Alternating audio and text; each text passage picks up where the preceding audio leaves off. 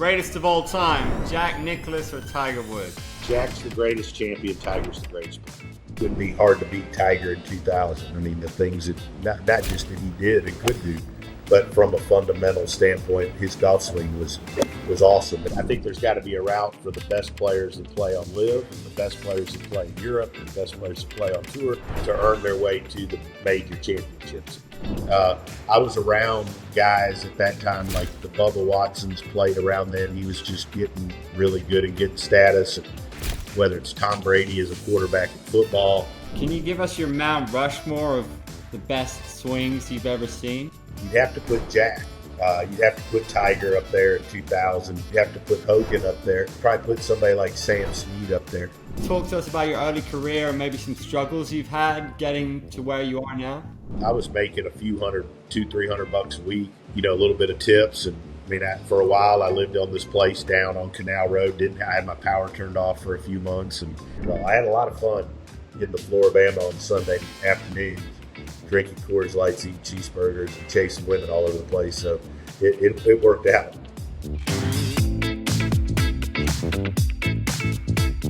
Yes, ladies and gentlemen, how are you doing? This is Andrew Whitelaw for Essentially Sports. Today we have a very special guest, one of the top 100 golf coaches in America. He's worked behind the scenes with US Open champion Lucas Glover and FedEx champion Bill Haas. So let me introduce you to Tony Ruggiero.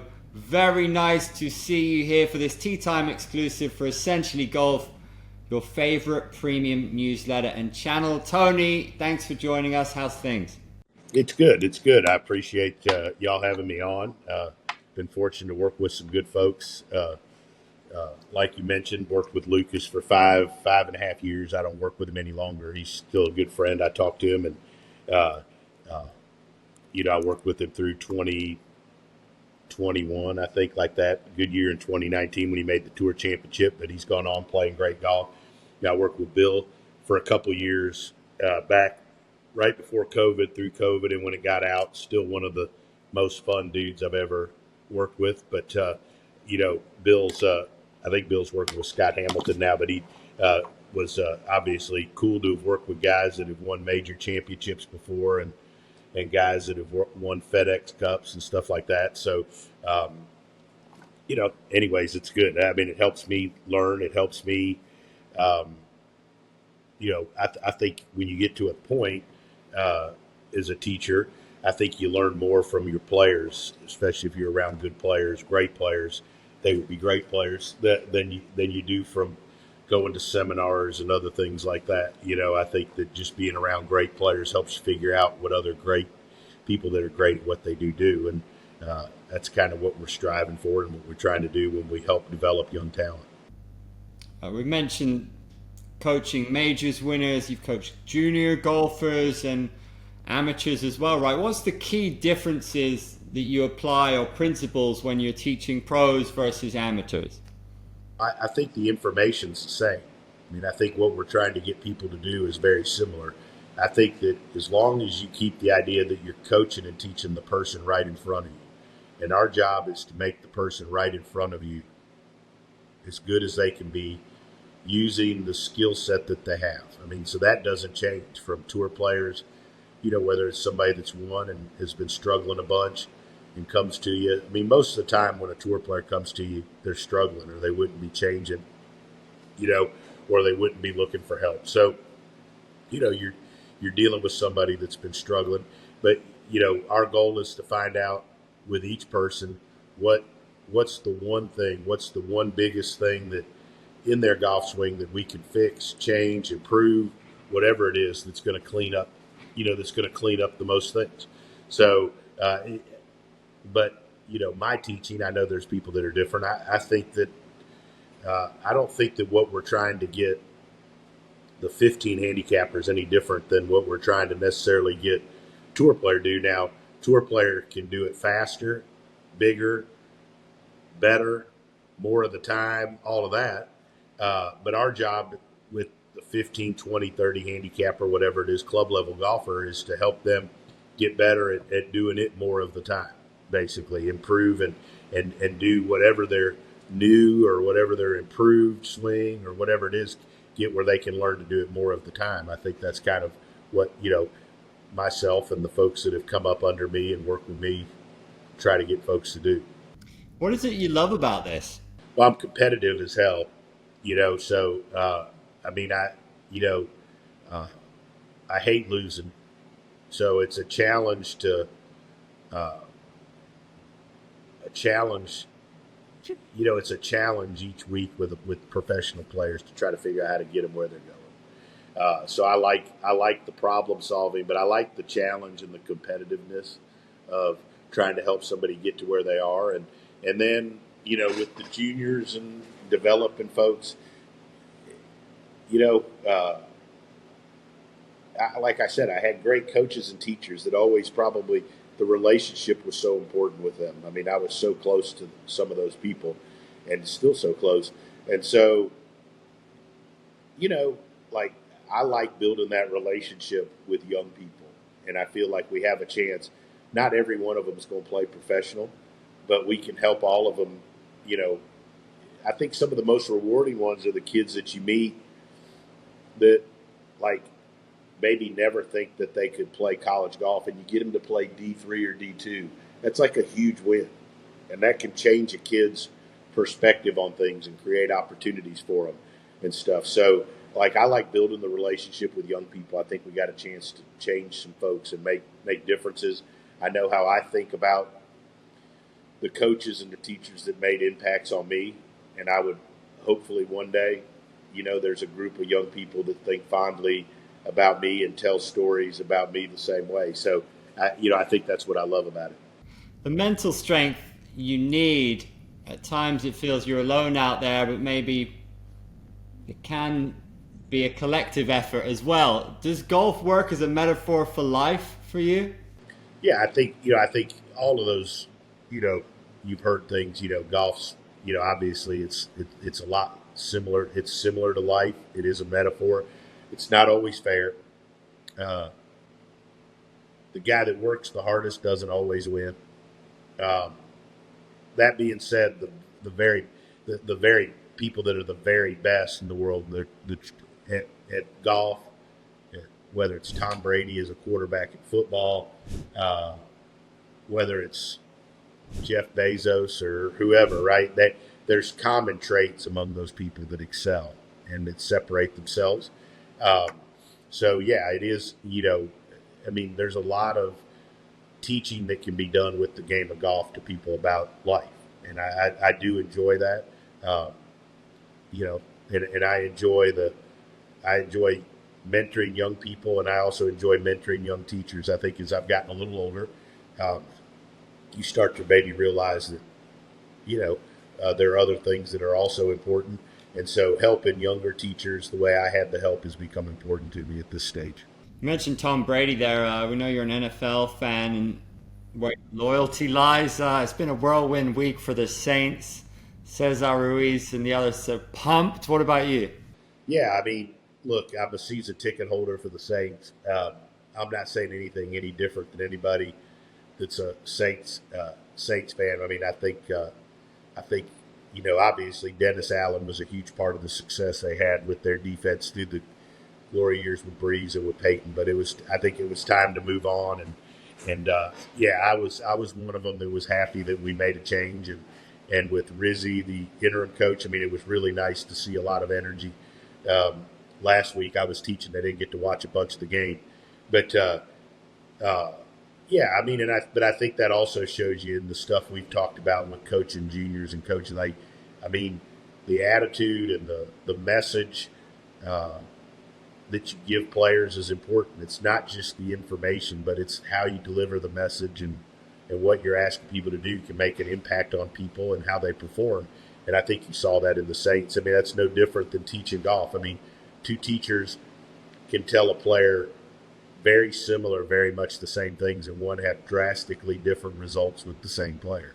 So messaging, how you message it, how you convey it, how you convey your belief in that player and how good they are. I just returned from a couple days. I observed and hung out and watched Butch Harmon teach for 2 days, and greatest he's the GOAT. He's the greatest at that ever has been at what I do. And I think a big part of his success is that when he takes a player on, he's had so much success that the players really believe in themselves. This guy wouldn't have taken me on if he's had all this success if he didn't believe I could do it. And I think that's a big part of what we do is Huge. It's a huge philosophy for all of us, right? Rizzy, is he the right man for the job for you? yeah, I mean, that'll be determined, right? I mean, I think he's got a bunch of winnable games. I mean, I was looking through the schedule on the flight back last night. He's got, you got to think he's got a chance to win all, but, I mean, all of them, but, two games are tougher than the others. But yeah, I mean, I think you got to wait and see.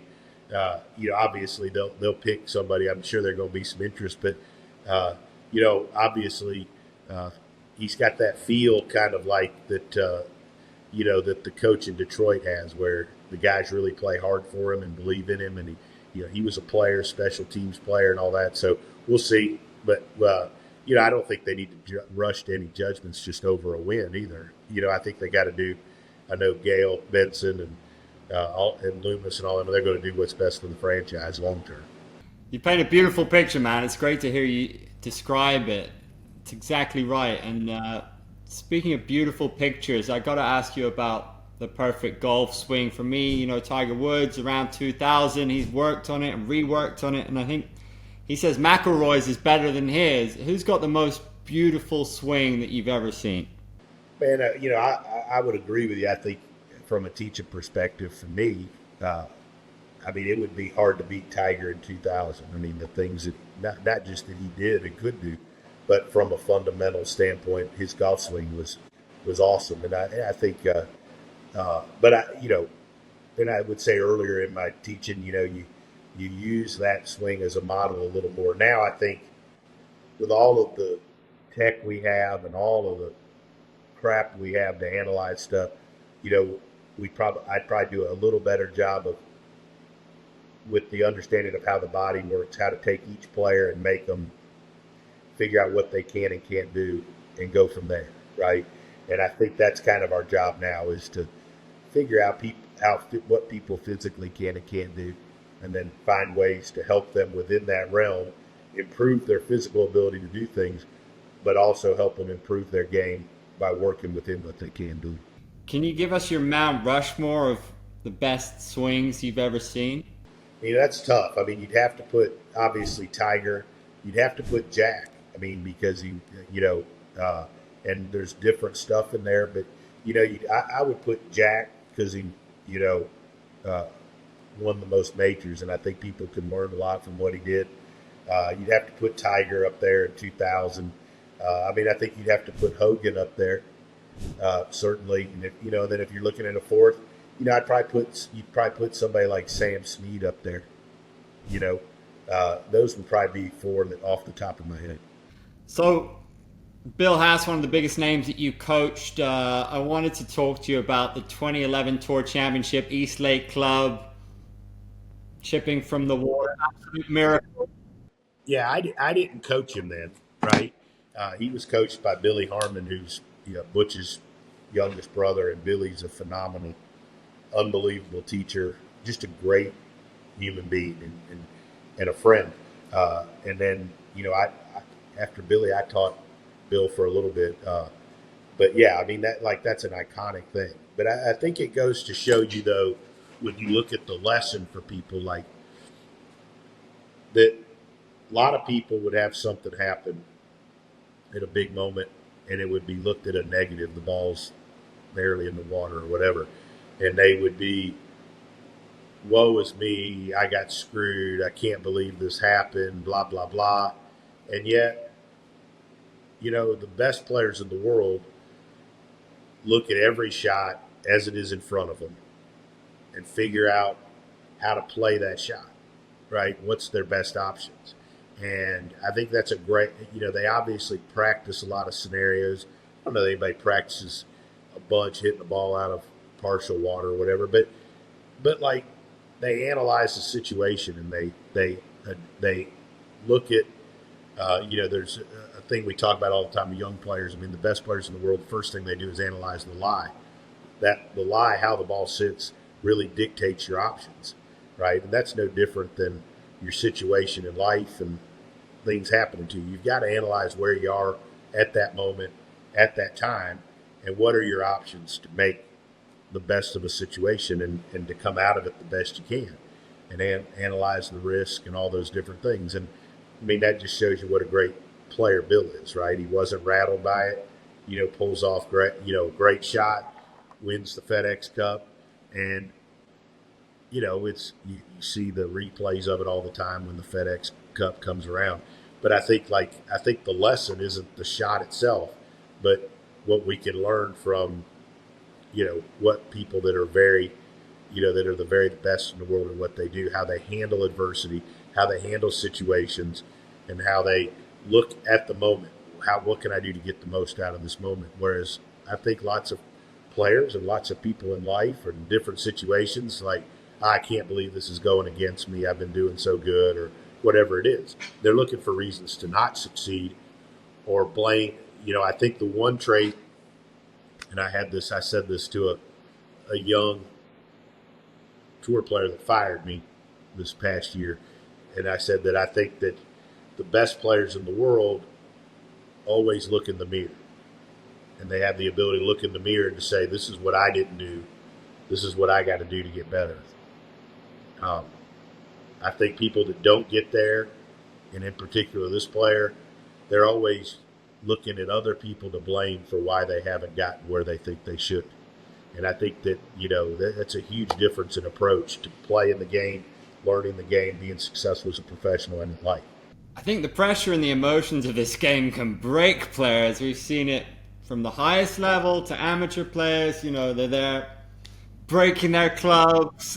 What's your take on it? Does that carry a penalty? And do you empathize with that emotion? Do you help people manage it? Look, we got to respect the game. Anger and emotion's part of it, right? And these guys are athletes. These guys want to win. I mean, they get criticized if they're too boring and vanilla, and then they're criticized if they break a club, right? They're human. They're going to be emotion. I don't really have an issue with it. Obviously, if they know they're going to get fined or something, if it's conduct unbecoming. But obviously, it's part of the game. But it's emotion, and I think it's good to actually see some of them give a shit and show emotion instead of being like robots. Can I ask you about aim point? We've seen players like Victor Hovland use it. Some players prefer the traditional approach. What's your take on it? I think it's good. I think it's another way to help people, learn to aim or to read greens. It's basic, it's using your feet to sense the ground and so forth. I think it's a system and a process. I think it's best. I think the best part of it is for helping junior golfers and for recreational golfers that maybe, struggle in the early stages of figuring out how to read greens, right? But I also think a lot of trouble reading greens comes from you not very good at with your speed control and starting the ball on your intended line. So, but I think it's a good system. I mean, I don't think it's a cure-all, end-all like anything in golf, but I think it's a good process and a good system for the right player that has the right issues. I would like to hear your take on, we've seen the arrival of Live Golf in 2022, and often tournaments now that they don't have a cut, so you're not, no matter what your score after 36 holes, 72 holes, you're not going to leave empty-handed on the Sunday. What's your take on it? Is it how does it affect people's motivation? I think the game of golf is fractured. I think that Live has done a lot of good for the players. I think the product they're putting out is very good, very, very good. I've been fortunate to go to a bunch of them. I think that the tour and golf has got to figure out a way for the best player. I think there's got to be a route for the best players that play on Live and the best players that play in Europe and the best players that play on tour to earn their way to the major championships. And you can argue Live players knew that when they left and all that, but that's cat's out of the bag. I think we've got to find a way to accurately rank the players better. Uh, I think we've got to find a way and a pathway for the best players to play together more of the time. Um, and I also think we need to give the golf's a global game more so than ever. I think we've got to create opportunities, which Liv is doing really well, to take golf to more countries and areas. Um, and I think that that's good. I think they've got to come up with some sort of system where guys can kind of go play and pick where they want to play and have more control over their schedule. I mean, I think it'll all work out in the end. I think it's a bump in the road that long term it's going to have huge financial benefit for those in playing, I think, and for those around the game. I mean, obviously we benefit when everybody plays more or tour players make more. So, it'll be interesting to see how it turns out. But I think that we got to be moving towards some sort of resolution.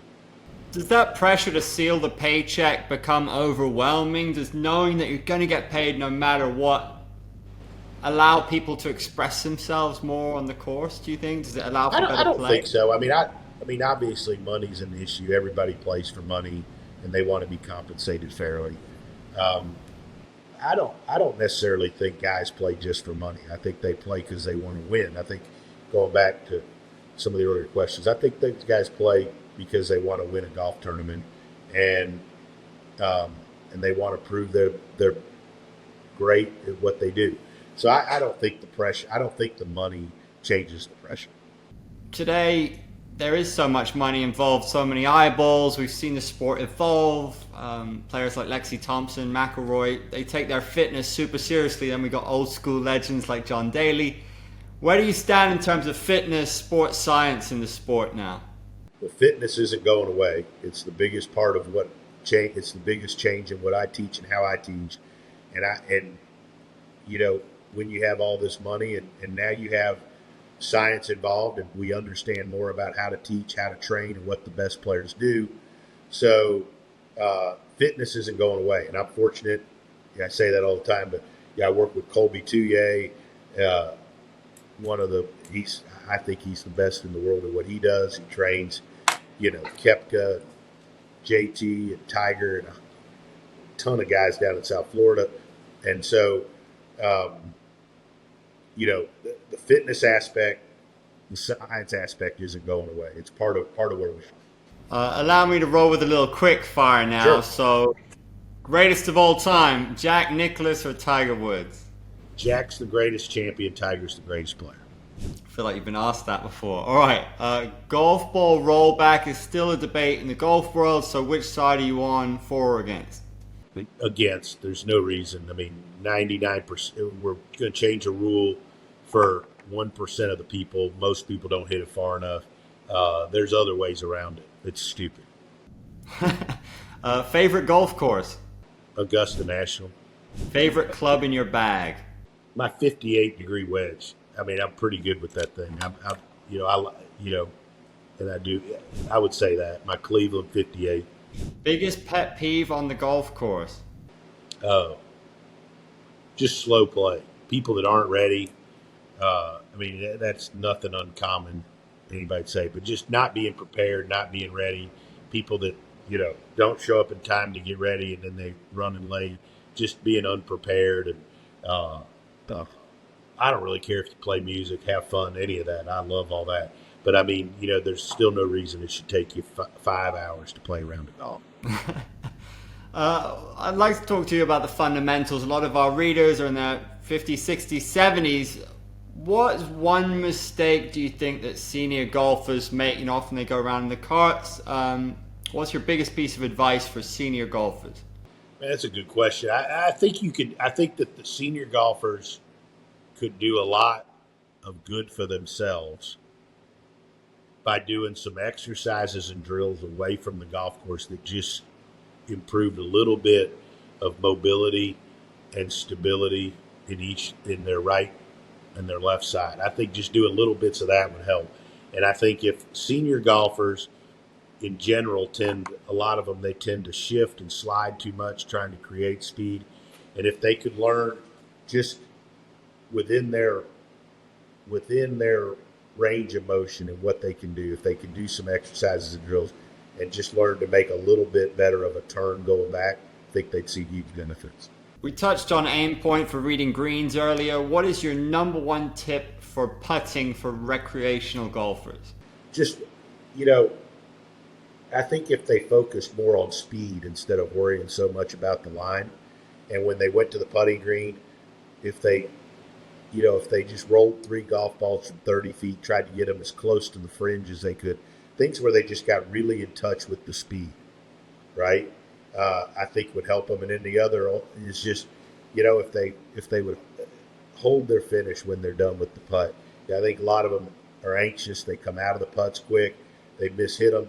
Just try to stay in your posture, hold your finish, and then focus on speed. We've seen you use technology in some of your training videos. What's the one bit of tech you'd recommend for recreational golfers? Nowadays, I just think everybody has these phones, and there's apps out there. I use OnForm, where you can video yourself and replay it, draw lines. I think if recreational golfers took a lesson and they understood the 1 or 2 things they're looking for in their video, whatever it is, everybody should be different, and then they were able to use their phone and film themselves and monitor it, they'd get more out of their practice, right? Instead of going out there hitting balls thinking they're doing something, whether they are or not. So I think if you learn how to monitor yourself a little better using an iPhone or whatever, Android, whatever, it would help. I think that would be simple. They all have them. Learn to use them for their benefit. It's good advice, man. Definitely enhancing your experience. It's been awesome chatting to you today. We'll wrap up with a little this or that. So, win the Masters or the Open Championship? Masters. Golfing with family or golfing with friends? It's tough. Probably golfing with friends. Rory McIlroy or Bryson DeChambeau, the cleanest power hitter? Rory's the best driver of the golf ball. Insane driver of the golf ball. Bryson's pursuit of power and how he's been willing to push himself has really been impressive. But at the same time, in the last couple of years, especially under Dana Dahlquist, I think he's gotten back more to how some of the fundamentals and things that he used to do, as a great college player, winning the amateur and all of those things. So, Rory, though, from a driving perspective, is pretty damn tough to beat. Who had the better 2024, Lydia Ko or Nelly Korda? I think it's pretty hard to beat what Nelly's done, and Lydia's obviously great champion and so good for the game. But I think what Korda has done and what it's helping with women's golf in general too over here, and how well she played and was in the mix so much. I mean, it's kind of like the Xander Scheffler argument. They both had phenomenal years. I don't know that you started the year out and you handed either person one of those going in that either one of them would complain, right? They probably would have taken it. So you're looking at 4 golfers there, 2 women, 2 men, who had unbelievable years, and were both great for the game. What Bryson did for the game and for LIV and for trying to grow the game, and then you could put him in as a 5th really with what he did at the U.S. Open, and you take what Scotty did and what Xander did. You got 5 people there that had really big years that all were equally impressive in their own way, and all very important to grow in the game. Live streaming or television broadcasting, and why? Live streaming or television broadcast. You know what? I'm into some of this live streaming stuff now. I do a lot on YouTube and live streaming stuff of live lessons. I don't know. It's kind of fun seeing all the stuff, being live stream, and some of the stuff that's out there people are able to do with all these different platforms. So, but I still enjoy sitting back watching. I don't actually watch a ton of golf coverage. I tend to watch The Voice to catch up with Snoop, or I tend to watch, or I'll tend to watch, my wife and I watch a lot of Dateline and, stuff like that, so I don't watch as much of the coverage. I do follow a good bit my student, and I taught him a long time, Smiley Kaufman. I think he's done an unbelievable job in the broadcast. I think he's just a future star. So uh, I pay a little more attention to the broadcast when I see he's on some stuff and doing some fun stuff. So because I'm a fan of his, and I think he's doing a heck of a job. But there's a lot of options out there for us now, and broadcasting and the medium that we're able to reach people has changed, and I think it's changing in instruction as well. It's not just about being in golf or Golf Digest anymore. You could have YouTube, your own YouTube channel, put your own content out there, and I think the same thing's happening with coverage of the tournaments. Absolutely, Tony. It's been a real pleasure. We love your content as well. Great chatting with you. Thank you so much, and Appreciate you guys taking the time to have me on. Look forward to chatting again. You're the man. Cheers, Tony. Thanks. Thank you, guys.